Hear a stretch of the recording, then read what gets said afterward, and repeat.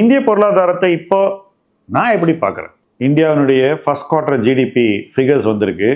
RBI project பண்ண number 6.5% பொருளாதார வளர்ச்சி. ஆனால் ஆக்சுவலாக வந்திருக்கிற நம்பர் 7.8%. மெயினாக எங்க க்ரோத் நல்லா இருந்ததுன்னா மேனுஃபேக்சரிங், அக்ரிகல்ச்சர். ஸோ எதிர்பார்ப்பை எல்லாம் மிஞ்சும் வகையில் பொருளாதார வளர்ச்சி வரும்போது உடனே எல்லாருக்கும் என்ன தோணும்? இது நிலைக்குமா? நியாயம் தானே. 6.5 எக்ஸ்பெக்ட் பண்றீங்க, 6.6 வந்தா, 6.7 வந்தா ஓகே.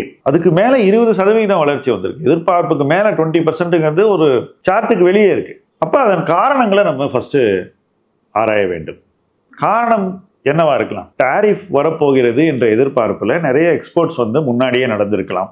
அது ஒரு வாய்ப்பு.